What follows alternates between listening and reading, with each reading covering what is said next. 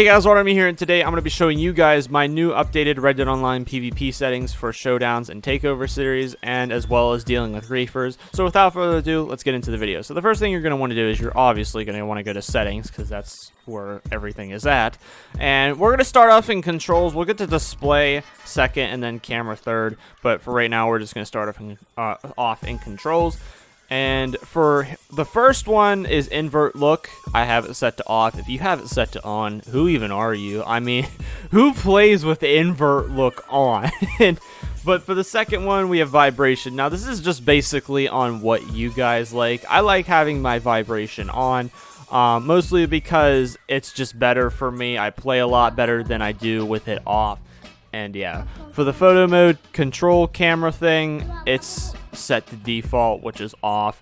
Then for lock on mode on foot, I have it set to wide and not normal, because when you have it on wide, you can basically aim at somebody from any kind of angle that you're looking at. You could be looking at a house and they could be all the way to the left of you, possibly even off screen almost to what it feels like, and you can still lock on to them. However, the only downside to wide, and this is a rare thing to happen, but the only downside to wide is that if somebody is standing in front of you and there's somebody way in the back, sometimes it will lock on to the guy in the back rather than the person that's in the front. So that's the only downside to wide, and like I said, the likeliness of that actually happening is slim to none. But yeah. And then the aim assist strength on foot is set to max. Then for lock on mode for the mount slash vehicle is obviously set to wide. And then aim assist strength for mount slash vehicle is set to max. Then automatic pin switching is set to off. For the third person controls, we have standard FPS 2. Now, in a way, this almost helps you drink tonics faster. And here's why I say this, is because when you have it on standard, it almost feels like you have to go and try to keep going to the weapon wheel and then the item wheel and keep drinking the tonics over and over and over again, because it seriously feels like you have to do that with standard. However, with standard FPS 2, it almost helps you drink tonics so much faster, and it really does feel like that. And that's why we're going with standard FPS 2. And plus, it helps you aim a lot better, drink tonics better, move better, and just overall, it does everything better for me anyway. And then for horse control, which I believe is set to the standard, which I think it is, because the restore default is blurred out, which is camera relative. For here, we have look sensitivity, which is set to max, aim sensitivity set to max, aim slash look acceleration set to max, aim slash look dead zone is set all the way down. It is not set to max, because if you set it to max, I don't even know who you are. How do you even play the game? And yeah, first person, I don't play in first person ever, but these are my settings right here. And yeah, if you guys want to copy those, go right ahead. Like I said, I don't play first person ever, but yeah. And for accessibility, this is the good stuff right here. Running mode, if we have hold to run. I like hold to run better than toggle to run, because then if there's something wrong with your RB button or there's something wrong with your stick button, then, you know, it's almost not going to work if you have toggle to run on. If you have hold to run on, then you're good.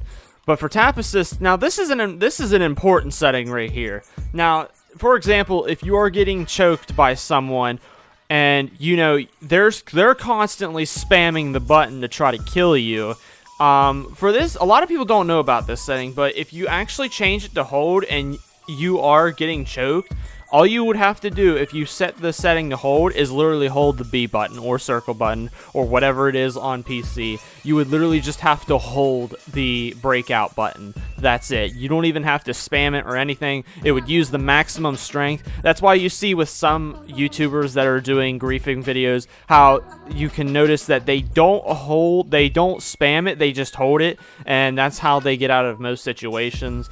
But yeah. Tap to hold delay is turned all the way off, and hold to reel fishing is off. I never messed with that. But yeah, but then now we're going to get into display. I was going to go into camera first, but I'd rather go to the display first. Now for brightness calibration, don't touch that. Sharpness is turned all the way up, obviously. Colorblind mode. This is my favorite part right here. I have it set to, I don't even know how to say that, whatever, Denatropia, whatever. I can't say that, but yeah. I have it set to this because it makes the game look so beautiful, it's not even funny. But the kill effects, I have them off, and here are the rest of my settings. I don't even think there's like anything messed with these, except for notifications. Those are turned off. I like to have my reticle on simple. I do not like to have it like on small or anything like that. But yeah, score timers are on, and obviously everything else is the same. Now, radar and blips. For radar and blips, I have radar expanded. GPS route is on. These two settings arguably are my favorite settings right here. I have radar blip size and map blip size turned to large. The reason why I have them turned to large is because you can see your enemies better on the map. Rather than not being able to see them at all. If they are small, which I think is, yeah, it's normal, you basically are not going to get the upper hand in seeing the enemies on the radar. But yeah. Then for online, we have player overhead on, horse overhead on, posse name on, damage indicator on. If you don't have damage indicator on, then you're probably going to think that the guy that you're shooting at probably has God mode or something like that. But yeah. Then we're going to move on to the last thing, which is camera. And obviously, everything here is the same. However, camera follow level is turned off. I like to have it off when I'm playing PvP because, you know, I don't like when the camera resets itself when I'm doing PvP stuff. But yeah. And that is basically it. That is all the controls that I use, all the special settings I use.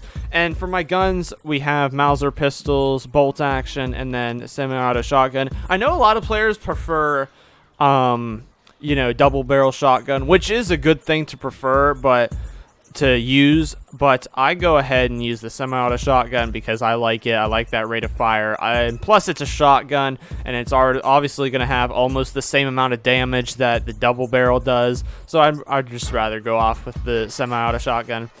And yeah, and I'm going to show you guys my ability cards first, real quick too. For the Deadeye, we got Painted Black. First passive, Never Without One. Second passive, Eye for an Eye. Third passive, Strange Medicine. Now, a lot of people were confused, and I was definitely confused for the longest time on what Strange Medicine did. And I'm going to try to dump it down as best as I possibly can. So Strange Medicine basically allows you to, when you kill the person, whatever damage they took, you get health. Basically, the damage that you attacked them with is the same amount of health that you will get back in your health core. I don't know if that made any sense. I'm kind of hoping that that did. But yeah, these are the cards that I use. I'll probably flip over from the PIB tank build to this build right here, which for the PIB tank build, it's Never Without One, Iron Lung, and Fool Me Once, which is extremely overpowered, but I like having these cards right here instead. But yeah, that's basically it, guys. That's my updated settings for Red Dead Online PvP showdowns and takeover series and going against griefers. And honestly, playing with the settings makes you a whole lot better in showdown series. It just doesn't, you know, it doesn't just make you better like in griefer situations, but it just makes you so much better. It makes you move faster, drink tonics faster, and just do everything so much faster. But yeah, so that will be the video, guys. I hope you guys enjoyed. If you guys did, make sure to leave a like, comment, subscribe, and I will see you guys in the next one. Peace.